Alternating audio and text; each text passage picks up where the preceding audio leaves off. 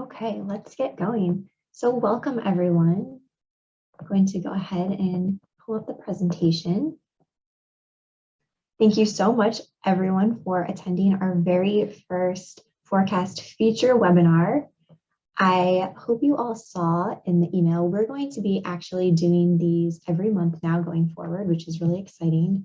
So in the past, we have sent out a full forecast that is almost 200 pages long, and then we've followed it up with a webinar. But going forward, we're actually going to be releasing a sort of bite-sized forecast every single month and then doing a monthly webinar as well. So the webinar will be a little bit shorter. We only have 30 minutes together today, and the forecast itself will be much shorter and focused on a central theme.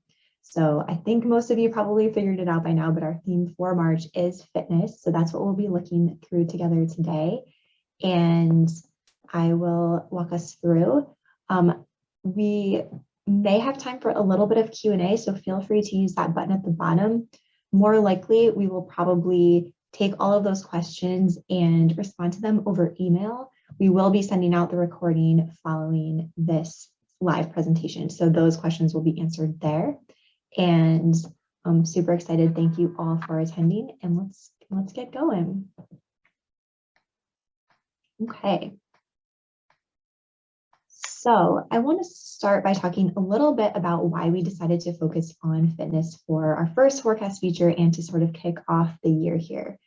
And what we really found is that people are going back to the gym in 2022. We saw some stats around this, but even just from talking to people and talking to friends, talking to coworkers, I know a bunch of people in my family are like, I got my gym membership, I'm going back to the gym.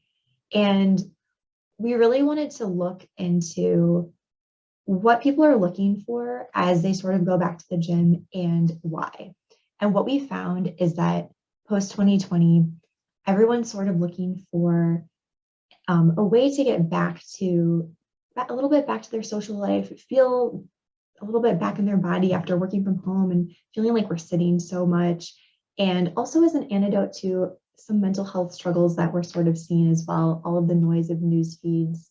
We actually found a few stats here. So in October 21 study, researchers found that depression levels have more than tripled over the course of the pandemic. We found that people are actually using exercise to manage their mental health and to manage their stress. And 62% of adults say the strategy is effective. So what we've really found here is the gym has become this space for us to, like I kind of already said, but reconnect with our bodies, our health, and each other as a community and as a social, sort of from a social perspective as well. So of course, we want to think about all of this as we go forward to design. And we want people to feel like they can incorporate this idea of fitness or exercise throughout their day very seamlessly. And so you'll see as we go through here, but we're looking at some ways to blur the lines between these spaces so that fitness doesn't necessarily have to be just within the walls of the gym, but it's something that people can experience throughout their day, throughout different spaces. And we, as the designers of this built environment, want to make that happen so seamlessly that it just feels natural to be a part of the entire day. So going forward, we're really seeing that fitness is being reframed just a little bit as sort of this everyday ritual. So it's not necessarily this chore that we've sort of felt in the past, have to go to the gym, have to go to the gym. It's something that you check off your box, but people are really relying on it as a ritual, as something that they can count on to manage stress, to socialize, and sort of a special ritualized part of their day. We took a look here at our fitness consumer. And so a lot of this reiterates what we already talked about some, but people are, again, looking for how to manage things in a world of sort of increased stress. And we looked at a few stats here. 87% of Gen Z exercise 3 or more times per week, millennials trailing just behind them. And even though we're sort of talking about two demographic groups here on this page, we've really found that this fitness consumer spans all demographics. So we are really seeing people from all ages, all walks of life, all backgrounds, all finding a way to get moving a little bit, to deal with their health, to make sure that their productivity is up, to do it as a social thing, to connect with their friends or their family. and to just make sure that their mental health is top notch. We had a lot of fun putting this page together, sort of a throwback what's in, what's out page. And I'll talk through a little bit of a couple of these, but we will also touch on these as we go further into our presentation as well. So a few things that we will really highlight here for what's in: creating a space where people want to spend time. And we believe this can be done through investing in finishes and pushing the level of design in the fitness center. So if we take a little walk across to the what's out section, skimping on the fitness center budget and designing a purely utilitarian space is what we do not want to do. We want to make sure that we're designing a space people want to spend time in. And like we'll talk about a little bit later, people aren't just spending time here, but they're taking pictures here, they're creating social content, they're taking videos. The space needs to be something that can facilitate a workout, but it almost goes beyond a workout. We'll talk about that a little bit later as well. Touching on some ideas around keeping the interior design of the space flexible for future equipment layouts. So always wanting to keep sort of that future proofing in mind, not wanting to put any permanent flooring or tiling in that is designed around the layout. If you do need to mark something off, using something temporary, decals, even painted concrete to mark those spaces. This is one that we'll touch on as well, but maintaining a balance of that classic gym equipment while also still incorporating some newer tech connected pieces. So we don't want to go fully tech connected with everything being cutting edge technology. We still need those tried and true classic gym pieces of gym equipment.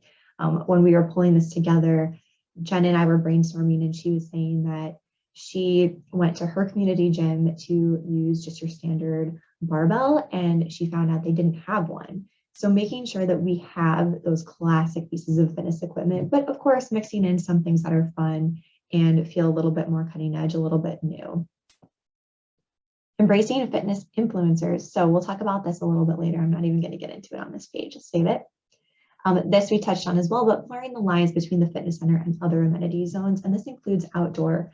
We've all seen so much about outdoor fitness over the last 2 years, and I think that this is something that will stay. People want another reason to get outside, and having that flexibility to expand fitness into other zones just creates more vibrancy, more engagement in those other amenity zones.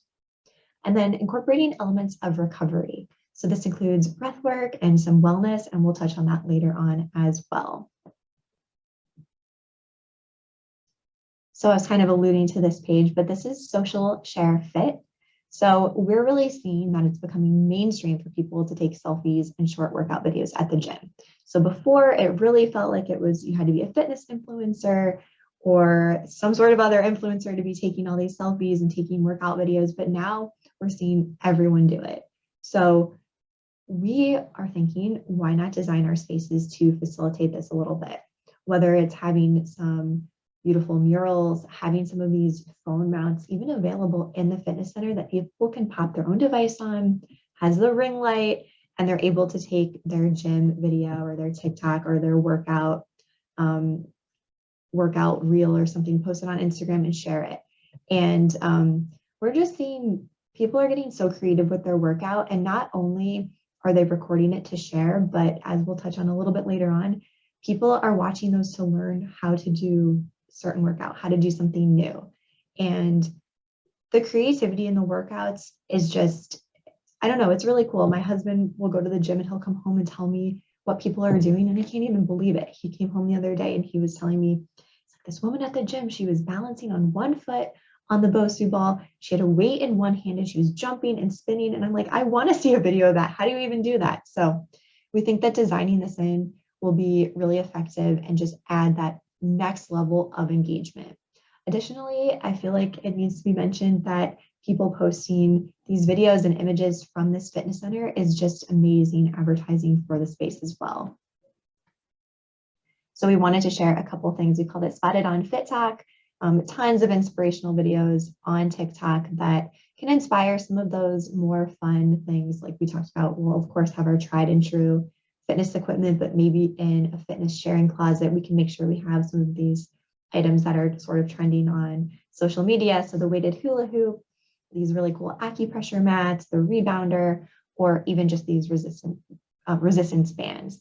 And really taking a walk through Fit Talk, I recommend it. You'll see what people are sharing and what people want to do. They're following these people. They want to be able to copy the workout. So we want to design the equipment and the space for them to do that. Okay, the treadmill. We can't not talk about the treadmill when we're talking about fitness. This conversation we've had so many times, but we're always looking for the next big thing in fitness. What's the cool new equipment? We're talking to all these fitness consultants and asking around. And what we always hear is that treadmills, people love treadmills. They're not going away at all. Running is the most popular activity in the world. And 70% of people say their primary form of exercise is walking, two things that can be done on a treadmill. And it's still one of the most popular pieces of cardio fitness equipment. And the popularity is still growing. And when we ask ourselves the question, is the treadmill in like the most innovative fitness center of the future? And the answer is definitely yes. And we're seeing tons of innovation in this product as well. So the designs are becoming sleeker, more intuitive. So you know when you hop on the treadmill what all of the buttons do and all of the settings, and also multifunctional. So we're actually seeing it go beyond just your basic walking, running, incline. There are more functionalities being built in. Talking a little bit here about virtual trainers, a lot of these new treadmills have the virtual component built in. So you're able to access a library of celebrity coaches, training videos, and those videos actually are sort of making the treadmill have, I don't know, I don't want to say a second life or a second resurgence because I feel like it never really went away, but they're just making it even more, that much more vibrant, that much more engaging. We couldn't resist putting this image in. It's just so fun. So we did spotlight just a few treadmills that we think are really cool, really innovative, both from Technogym. The first one, which is the one here on the left, this is the Artist. And the reason we included this here, it's just so sleek. It's so well designed. It comes in this sort of super cool matte finish. Of course, it has the connected virtual app so that you can connect to Technogym's library of training videos, which is really cool. A lot of the treadmill brands have that now, but what we really included it for here is just the sleek design. I thought that was really innovative and just a really nice looking treadmill. There are other products here on the right. This is the Skill Run. And here we included this for the multi-purpose or the multi-functionality that it has. So of course you can run on this as a typical treadmill, walk on it, it has the incline and all of your training videos in that virtual kind of console. But here you also have two additional modes. One is called parachute mode. So when you're running, it simulates you have a parachute strapped to your back that is being filled with air and you are running against that resistance. So you're able to sort of mimic that like pulling motion. And then it has another mode called sled mode that you actually are pushing. So you're getting that push and pull workout for a real well-rounded kind of performance training experience. And I've also seen a few videos when I was researching this of people doing kind of like a side run thing, like the football players do in their training. So you're able to do more on here than your typical running straight into the sunset. You're able to do some of this additional training, which is pretty cool. And again, these are both examples from Technogym, but we just think that it's a really innovative brand, and we'll probably see more of this multifunction happening across all of treadmills in the market. So we wanted to call that out. Treadmills are not going away. This page is all about Paramount Recreation Club in Sydney. This is just an example of a beautifully designed gym. We wanted to include this here because in our What's In, we talked about really wanting to make sure it's a space that people want to spend time, and you can totally see yourself not dreading your workout if you know that you're going here with that beautiful, so much light, it's so bright, we have plants, even the bathroom is beautifully designed. Like you typically avoid the restroom at the gym at all costs, but here you would for sure want to go and use the restroom because it's so beautifully designed. All of that light feels very clean and open. We love this quote here by the designer of the space. the space was designed to feel more like a sanctuary than a sanatorium. So that definitely sort of rings true when you think about the gyms of the past. They're like dark, they're dirty, they're grungy. You don't want to spend time here, but here you do. You can imagine people sharing photos here or wanting to meet a friend here for a workout as a totally acceptable social hang. They even say that they want the space to be able to focus on the physical, mental, and social health. So that totally aligns with our findings as well. Our next page here is kind of a nice follow-up to Paramount, but the idea of a biophilic gym. So we know that biophilic design has been trending. We really can't even say trending. It's almost just a mainstay expectation these days to have some elements of biophilic design in any space. And so this page is sort of a conceptual idea of what would that look like in the gym. And if we flip back to this page, we can definitely argue that there's a lot of biophilic elements here as well, with all of the light, all of the views to the outside, even the wood, just having those natural elements. They have a few potted plants here as well. Here they definitely went with the green as kind of like the leader here. So all of the plants, all of the tree murals, even that kind of like artificial turf inside. But just thinking that it's almost an antidote to that technology-laden equipment. So we know we're kind of arguing both sides here.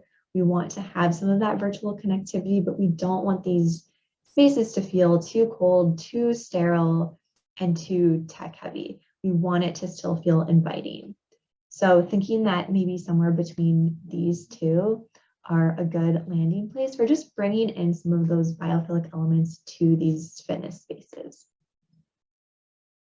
Here we're really talking about blurring those lines between the four walls of the fitness center and the rest of the community. So wanting to make sure that we are building in these fitness lifestyle moments throughout the day.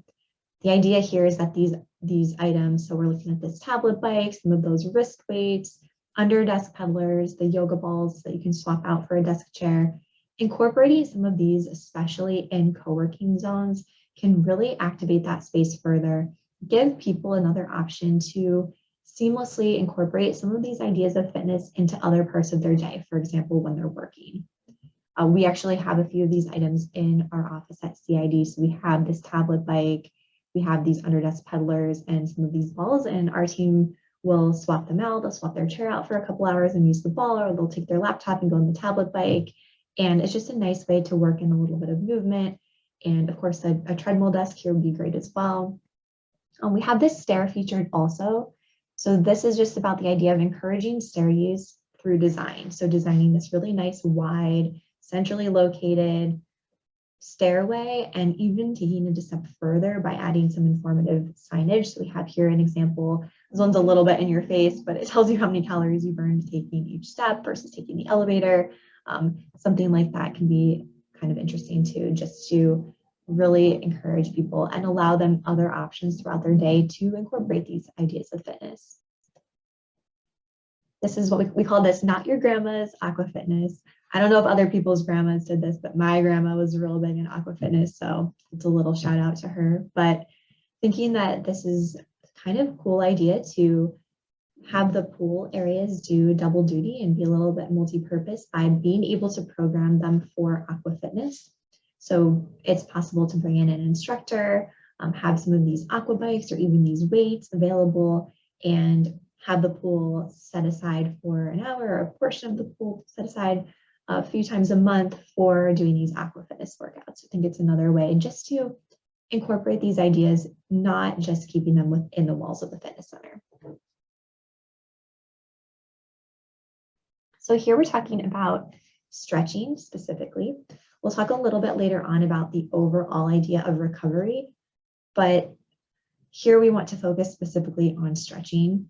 I guess I'll back up a little bit to say, we've talked so much about some of these workouts. I mean, that treadmill is crazy. Like, what's like parachute mode? Who is doing that?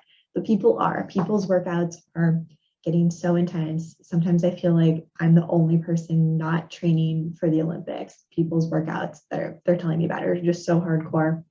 But as these workouts become more intense, people are seeing more of a need for recovery.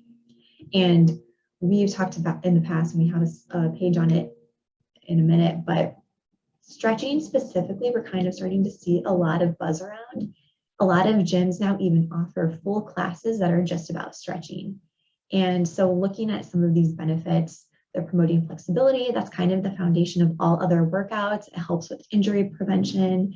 And it's also sort of meditative. It calms the mind, that you can get sort of that, like a little bit of that wellness, mindfulness benefit from that as well. Specifically, we were looking here at table stretching, which is in that lower image. And that helps to extend the muscles even a little bit farther because of the way that you're positioned.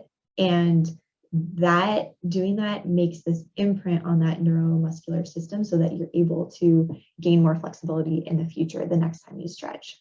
We're thinking that incorporating some of these stretch tables specifically could be something really innovative that we have not seen before, having those incorporated in the fitness center specifically. But take a look, you will see that these stretch studios are popping up all over where you can actually go and, like the image in the bottom middle, you can have a session with someone that helps to stretch you out. So it's pretty cool. Here we're looking at other aspects of recovery.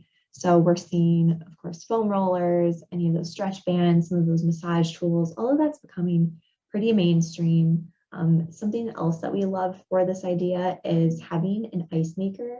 We're sort of picturing this zone next to the fitness center so that you can prep for your workout or recover after. And having an ice maker in this area can be a really nice feature as well, so that you can grab a bag of ice on your way out to take back with you and help with a little bit of that muscle recovery. Stat Wellness in Atlanta is, we wanted to spotlight them because they're the first practice to combine the idea of medicine and movement under one roof. So the way it works is it's a yearly membership, like many gym memberships are, but guests actually can receive go to fitness classes like group classes, or receive this functional medicine care and treatments. So very interesting here. We're just starting to see this idea of fitness and health and wellness all sort of be wrapped up into one. Really interesting that this concept is actually happening here at STAT in this sort of gym wellness center combo. Another kind of example of this is the idea of light therapy. We specifically saw this at Kicks, which is a private members club in London, and they have sort of this holistic approach to wellness. One thing that they have that is interesting, which we've highlighted here, is their Red Fit Lab.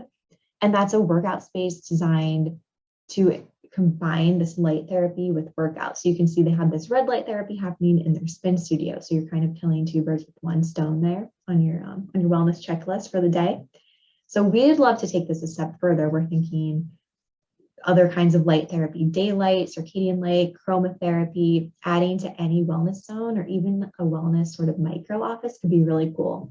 We've played around with the idea specifically of doing daylight lamps, especially in regions where you have those really long, dark winters, that could be a really nice wellness benefit in the fitness center, especially in sort of like a fitness micro. Breathwork is also it's something that you would think about typically under kind of like that wellness umbrella, but we're really seeing it start to be incorporated with fitness. A lot of fitness classes now are popping up that are incorporating breathwork alongside workouts. That's something that we might expect to see in a yoga class, but we're starting to see that in a HIIT class and in other classes like that. And fitness studios actually offering standalone breathwork classes as well. So seeing this sort of renewed interest in breathwork, thinking that that could be a really nice programming element to include having a breathwork instructor coming in or something along those lines. On our next page here, we'll see Mind Body Project in New York is actually the first combined meditation, high intensity fitness experience that has this sort of added focus to breathing. The classes are 50 minutes and they start and end with this specific breathwork exercise. Here we're just going outside a little bit. So our fitness playground, we're noticing, well, we've talked so much about outdoor fitness over the last couple of years, and Kind of loving that it's here to stay a little bit and seeing a little bit of this sort of playful approach to fitness. Fitness isn't so serious all the time. We do have the people who are doing the parachute workout. We can't forget about those people, but we do have people who are taking more of a relaxed lifestyle approach to it. So we love the idea of designing sort of what we're calling this fitness playground. The other thing we love about this is that it's very approachable for people of all ages. So we're using the word playground kind of in jest, but we think kids could actually come and climb all over this. And at the same time, adults can be really getting a serious workout in. Thinking this is a nice way to sort of gamify the movement experience and also design in a workout space outdoors. Sort of an example of this more relaxed approach to fitness and kind of combining it with that social is Chicken and Pickle. It's this retail mashup concept that is combining sort of fast casual dining, a bar, and social gaming, and it's specifically focused around pickleball. And it's sort of this, we were saying, the ultimate fitness meets fun, playful experience. They have 6 locations and 2 more planned, and we're thinking that this idea will catch on. Chicken and Pickle will surely expand, and other people will probably mimic this idea with something similar.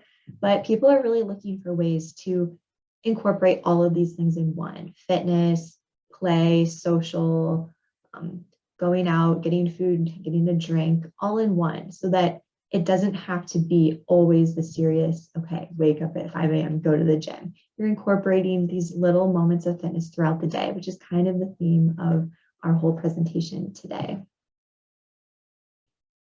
Okay, well, that does conclude our presentation for today.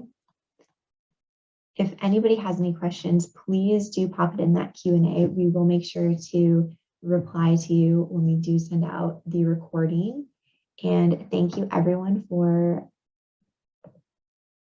attending today. And we will be doing these every month. So come back next month in April, we'll have a new feature, a new focus, and we look forward to seeing you there. Thanks, everyone.